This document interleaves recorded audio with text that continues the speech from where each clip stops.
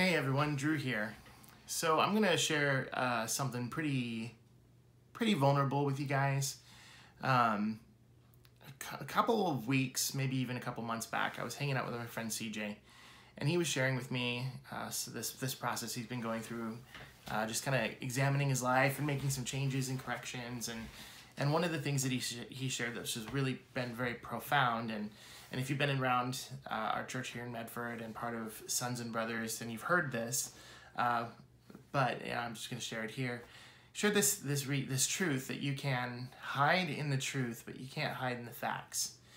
And he gave me a personal example of something, and it was really profound. And I began thinking about it in terms of, well, what am I hiding in?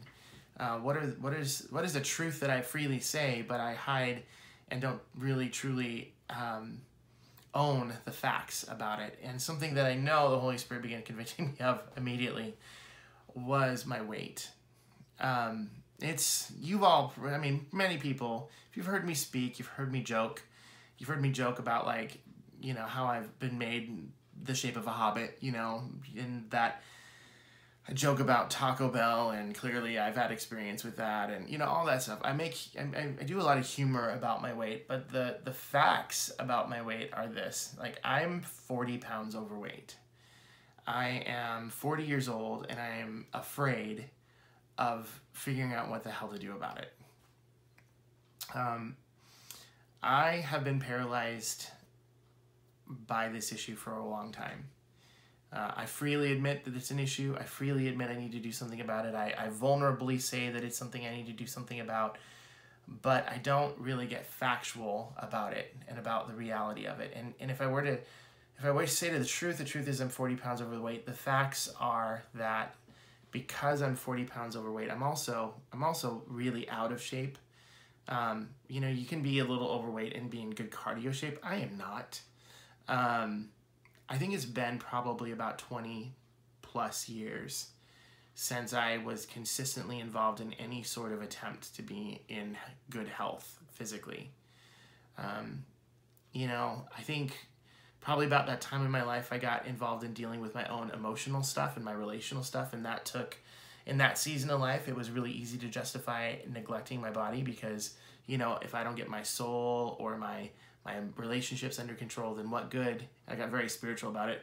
What does it profit a man to gain the whole world, you know, take care of my body, but lose my soul and relationships? And so I neglected that, and then that became a habit.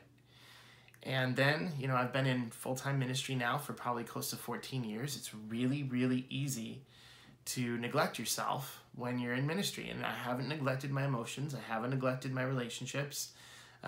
For the most part, I do really well with that. I have not neglected my spirituality.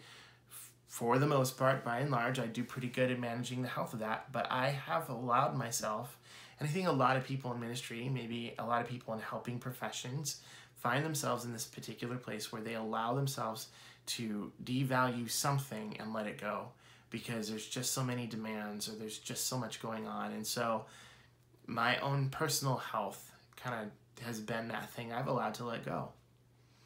And, you know, it affects me. I travel and I speak around the country, and honestly, because I'm not in great shape, when I get home, I'm exhausted, and I become less effective as a parent, less involved.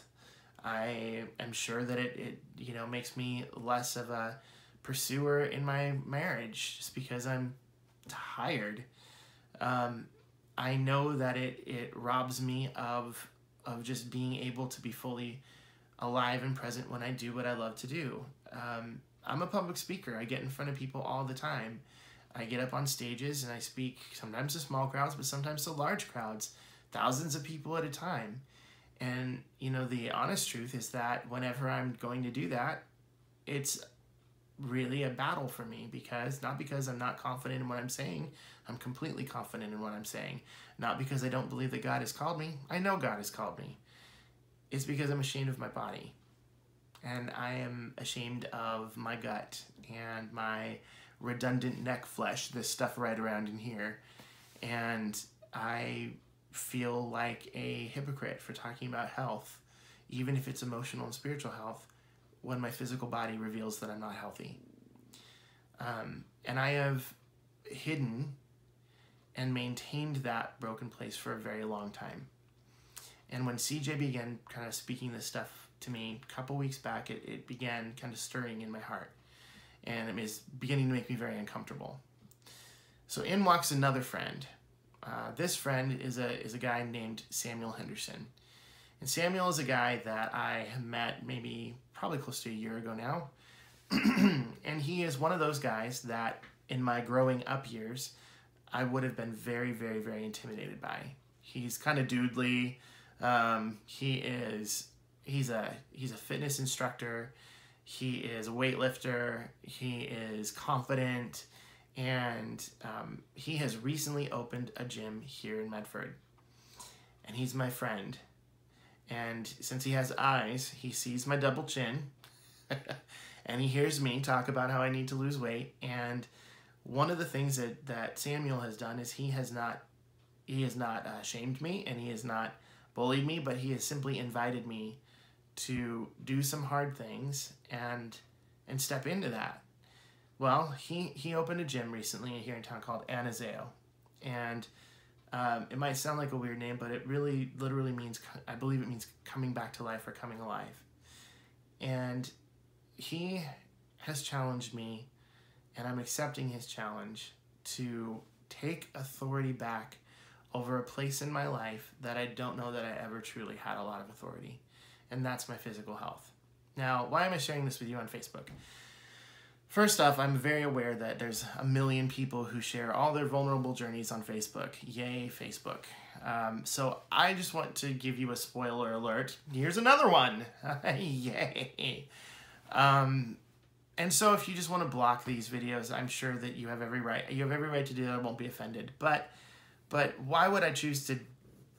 What am I doing, and why am I choosing to do it? Well, I'm gonna go to the gym, and I'm gonna document my journey on it. And the reason why I want to do that, it's not vanity.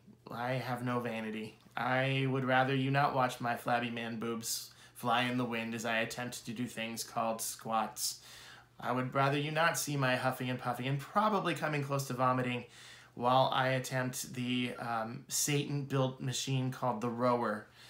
These are not moments that I would like to capture on film or video because I'm, again, ashamed of my body and pretty disappointed in myself for getting where I am. But why I would choose to do that, document this stuff, there's a couple reasons. Number one, I don't think I'm alone in this. I don't think that I'm the only guy out there, or if there's a woman out there, that feels hopeless and feels intimidated and feels ashamed of where they are in this area. I know that I'm not the only one, number one. Number two, if I don't have some sort of accountability in this, I think 20 plus years of history tells me I'm not going to do it. So I have told people I want to get in shape, but this is actually like bringing it up to nuclear level 5 of saying I am publicly telling everyone in the free Facebook world who, sees my page that I'm doing this, and that is something that is convicting to me. You're all going to know if I fail. And I mean, you'll know anyway if you see me speak and my gut precedes me on the stage by 3 minutes, but you will know if I'm not pursuing this. And I don't have any illusions of doing this perfectly, by the way. I'm not. Probably going to complain about it a lot. But I want to do this, and I want to not fail at it. And I want to have accountability, and Facebook kind of allows me to do that. So that's, I guess, a little self-serving.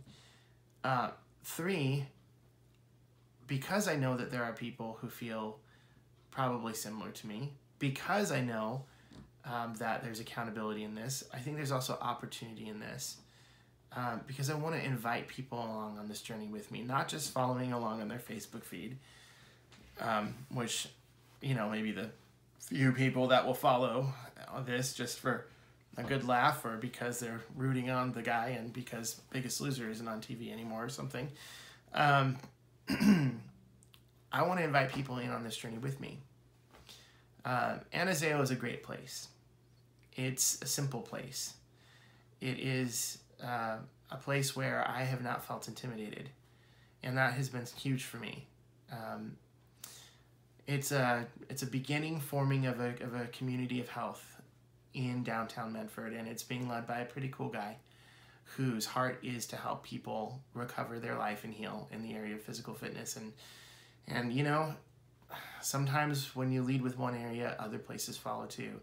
One of the things that Samuel said to me the other day on one of my first workouts, when I was doing something that is invented by Satan called planking, he said, "We're doing hard things together," or something like that. I don't quite know what he said through my flop, sweat, and rage, but it caught me that this wasn't something that I was being judged, that I was having a hard time with. It wasn't something that anyone in the room was comparing me to them or anything like that. It was simply the invitation to do something really hard and really vulnerable together and to get better. And so that's kind of the three things, the reasons why I'm doing this process. Number one, I know there's other people out there that feel like this, and maybe me putting my life on display will help give you some courage or invitation to take the next step for you.